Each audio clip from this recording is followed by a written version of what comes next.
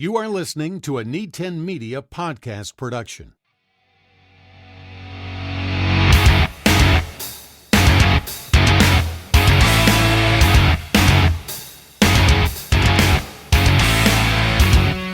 Jayhawks on the Move, Season 2, Number 3.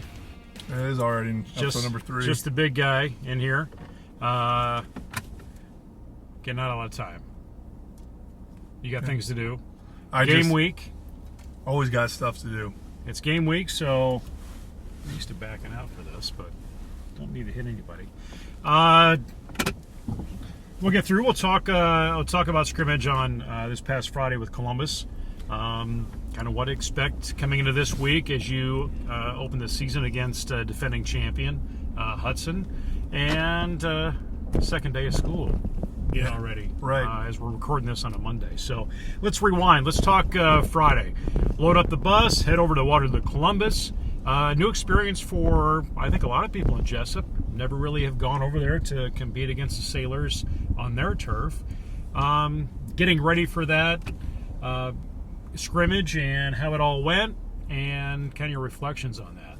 Yeah, so it was a nice little trot down to Waterloo, Columbus. We had the guys actually dress in their bottoms, so when we got off the bus, we could just throw on our shoulder pads and get going. Overall, good scrimmage. Not bad, not great, but see some things, see some guys in action, some guys in some different spots, and just stop hitting the same guy over and over again. So another chance to try some stuff at game speed and kind of get adjusted to game speed. And Columbus is a great squad. Finished the year off at 7-2 last year, and have a decent amount of returners coming back. So it's a great measuring stick for potentially what the Jayhawks could be this year. So what were some key highlight things that you pulled out of there that you could really see had taken hold with the players you have, that you're pretty impressed with walking away and getting back on the bus on Friday? There's the first thing is one of our expectations of being a Jayhawk football player is you're early, you're on time, you're late, and you're late. If you're late, you're in trouble. Side note, I was late today. It's all right. So, trouble. But bus leaved at 4. Everybody was suited and booted at 3:55. So we know that the kids are taking this seriously and we're ready to go. That was one of I guess you call it, like, administrative deals that was really great to see. The kids were getting locked in and ready to go. Another thing is just to see how much we've been able to grasp and how much further we are from last year at this point in time, offensively and defensively. Just whether it's getting our calls in or being able to jive with each other to build that camaraderie amongst each other, or just, like I said, being able to get lined up and run the play correctly. How much change have you had in what you're running defensively or offensively compared to last year, or the systems or the way you are organizing this to execute? Any good coach realizes what they have, just like any teacher realizes what they have in the classroom. And one of the deadliest phrases out there, we've always done it this way. So as a teacher or a coach, you realize what you have on the field or the classroom, and you got to find the way to put those students or your players in the best position possible. So just being able to take away, hey, they understand this concept differently, they understand this concept in a different fashion. So, and we've been fortunate enough that we had a lot of our kids show up during the summer, and we could evaluate's not the right word, but just kind of see, hey, this fits better, hey, we understand this at a different rate. Because when you're looking at a squad you have, and your numbers are not, I'm sure, where you want them, and it's a part of building the Jayhawk football squad back up, you really have to kind of manufacture your game plan based around your talent, obviously. Right. We can't be just throwing darts at a dartboard out there. And obviously, any good coach, any coach that knows what is worth their salt, is going to say, hey, I need to look at the players, I need to look at the formations, and I need to look at plays. How can I put those kids in a position to be successful? And 5-6 years ago, we had a squad where we could line up in 22 personnel and run the ball down people's throats. And the past couple of years, we haven't had a back that can take the ball 30 times a game, or the road graders up front to do so. And because if you go out there and do things you're not capable of, you're not going to be happy with what you see on Friday nights. So you get through the weekend, Monday, day 2 of school. So you've got your players, trying to get used to that schedule and then go out for practice. Just right now, what does a regular Monday, Tuesday, Wednesday, Thursday look like for the Jayhawk football team as you work into a Friday night kickoff? A typical Monday, I think, would be a traditional Monday across most of football in the United States. I would say, not to give away all of our secrets, what we do, but I'd say some teams watch some aspect of film, they work out a little bit, maybe talk about what they're going to see on Friday nights, and there are some coaches that kind of go from a non-traditional approach and they go, hey, we're strapped up, we're full pads, we're getting after it on that first day. And it varies from year to year depending on, if there are JV games on Mondays and kind of how many kids do you have out football season.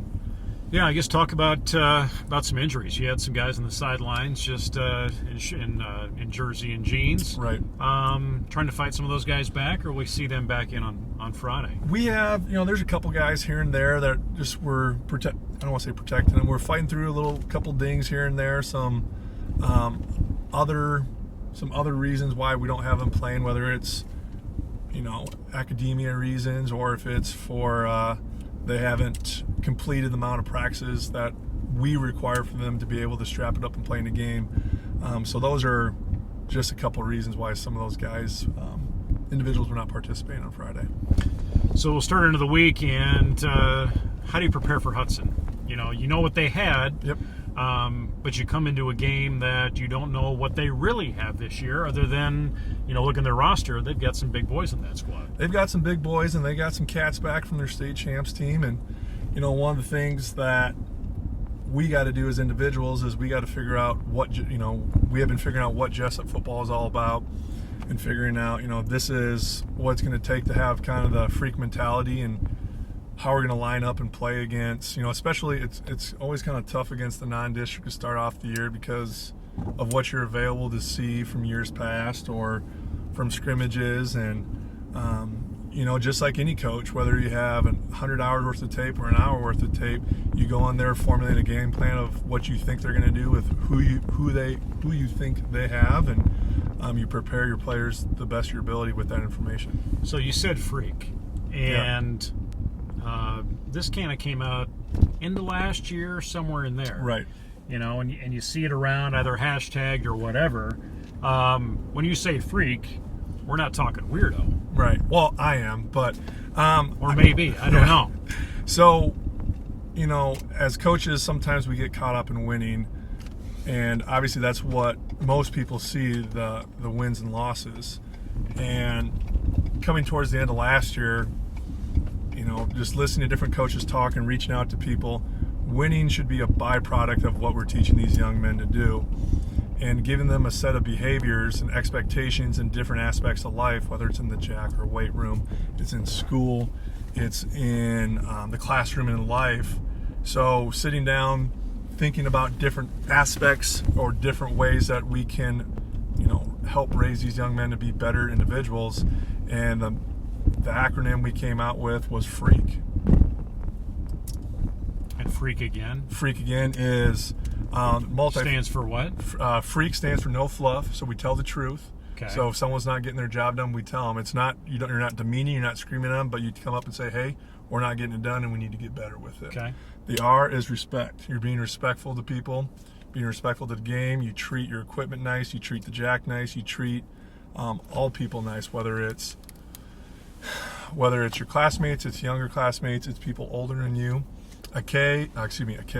A is always count on me. Did you get the E?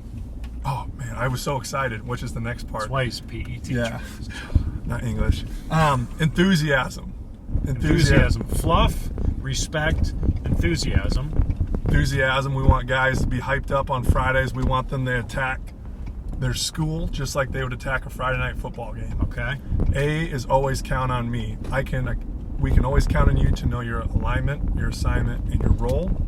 And then the K is keep swinging. No matter if we're up 10 or if we're down, whatever, you keep coming out and you keep executing the way we have coached you up to execute. Okay, so take us through the keywords in FREAK so we have it all down right.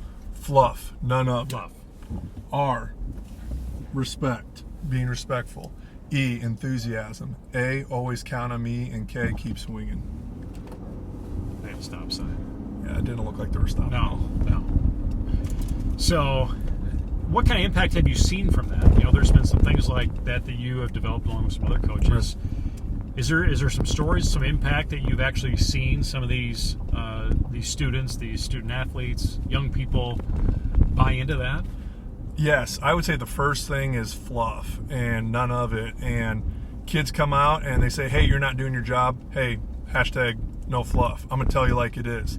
Same thing with us coaches. I think we believe that as, you know, adults to coaches and then, adults to kids and the kids back to us, if we don't want to put any fluff on it. We don't want to make it look sexy. We don't want to tell them, oh, it's kind of this, and this. No, shoot me straight and I'll shoot you straight. I think that kids have been very receptive to hearing the truth. Well, that can be hard for many. That Right. a lot of times you will get that fluff because Right. you don't want to upset somebody's feelings or hurt their feelings Right. or however you want to see it.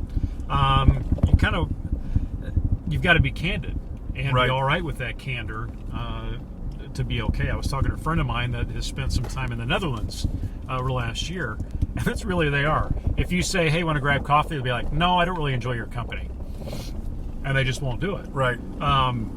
But you sometimes have to accept what that way it is. Right. And develop that ability that it's something to work on, I assume. Right.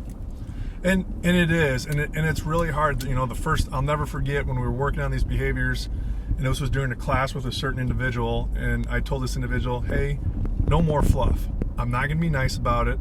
I'm just going to tell you what I see that I don't like, and we're going to fix it. And it just kept evolving, and you hear guys on the practice field, hey, no fluff, get this done. Hey, no fluff. And it's not like, hey, you go clean up the locker room. It's, no, hey, you need to get your butt in a hole. Hey, you need to clean up your route a little bit like this.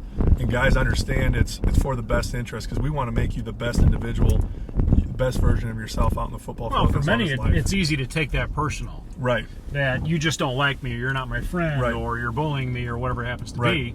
But you're doing it to help improve them, betterment of the team. Yeah, I would say, and the way it's really been helping is modeling the behavior. Me, myself, going around, hey, what do we need to do? What needs to be different? How do you feel? Tell me. Don't. And guys will be like, no. I say, hey, stop it. No fluff. Tell me how it is. Tell me how you're feeling. What don't you understand about this? And guys appreciate, like, hey, coach, I feel this way about it. And then, okay, maybe we don't understand a concept, or our legs are a little heavy after, we're 3/4 of the way through practice and we've gotten a lot of reps in a certain team session. And I think just with the short amount of time we've been doing it, we've seen really positive feedback from our kids with it. So as we move into week 1 and we prepare to hit the road to Hudson, O-line is next week at that home game. Right. You got more work on your hands. You got teaching, you got coaching, and you're doing grad school. Yes, sir. So talk about that. What are we doing? You mentioned it a little bit in the last couple of shows. Right. But talk about going after that Right. that higher degree. You forgot father and being a husband too. Well, yeah. That's the most important work that you do, Tim. You know what? Sidebar. In my garage at home, I have 3 things. They go in this order. I am a father first, I'm a husband second, and then coach teacher third. And Are those movable, interchangeable, like on The Price is Right when the signs move around, or is that bolted in? It's bolted in. Okay. And it's just, I have a nice decompressed time when I'm going to Waterloo, but it just reminds me when I'm home, hey, I'm there for my family, because that's obviously what is most important to me. Grad school, you bet. So going back, there's a couple of us teachers. Might as well tack on one more thing. Right, why not? I want to, same thing I've been telling our kids, we want you to be lifelong learners. And how can I best reach our kids if I'm not educating myself as well? So it's through, it's a teacher leadership and, Masters of Teacher Leadership and Curriculum through Buena Vista. It's all online. And what it's really made me do is be a lot more diligent with my time. It's, hey, every night for 45 minutes, boom, I get home. Maybe it's, I lose a little extra sleep, but I have to I have to be, like I said, a little more diligent with my time. My time is scheduled out a little bit more, and it's actually been very manageable with the load that we currently have. Has Howie allowed you to study at your peak? Yes, I would say so. It's always nice to go play with Stratton or go hang out with Howie as a kind of study break. But my family, a dog who can't talk, and my son who's very young, and everyone's been very understanding, and it takes a tribe to get it all done. College football also starts this weekend. Yes, sir. The stint that you had in there, your alma mater, heading down to Ames. What are you thinking?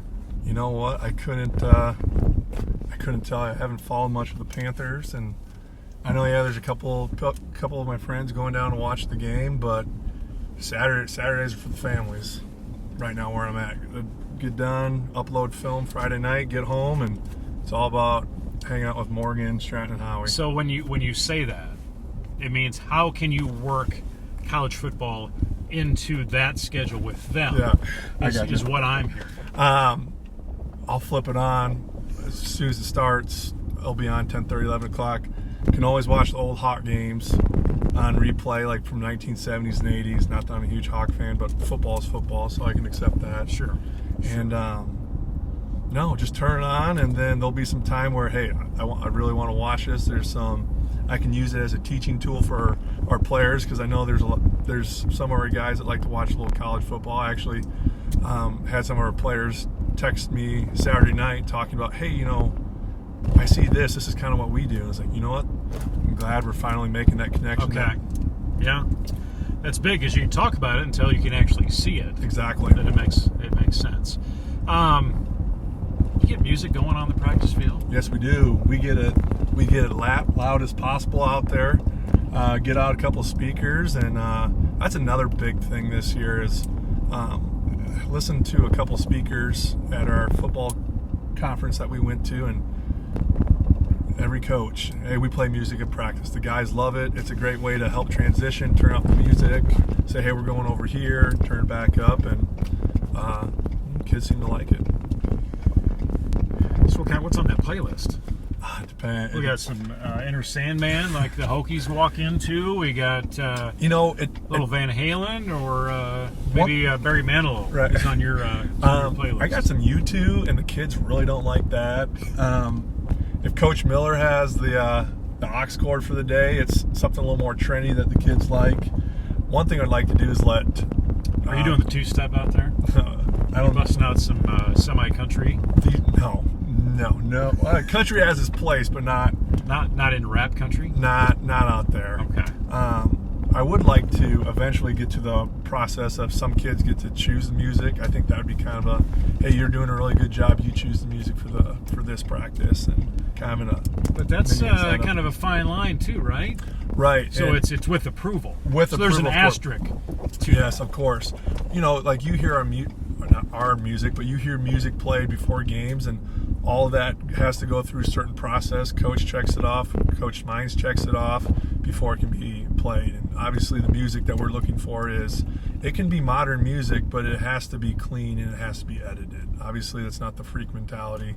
If you're out at the practice field and you're hearing some colorful language coming from our Bluetooth speakers we have. Yeah, I would imagine that's generally frowned upon. Yeah, generally frowned upon, I would imagine. Yes. So, Hudson Pirates will be hosting the Jayhawks coming up on Friday, 7 o'clock kickoff, and JV is moved to next week. Yes, sir. They're not playing Labor Day, are they? Or are they playing Labor Day? Playing Labor Day. Really? Yes, so sir.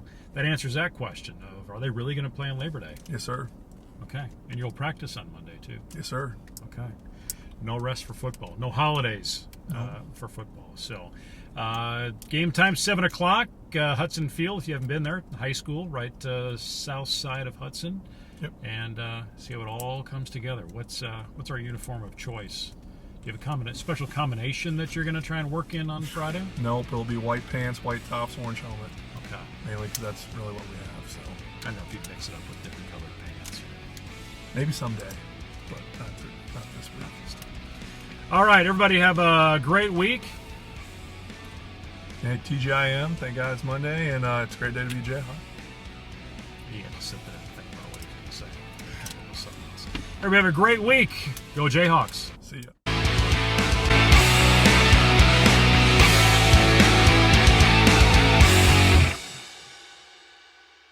This is a Need 10 Media production.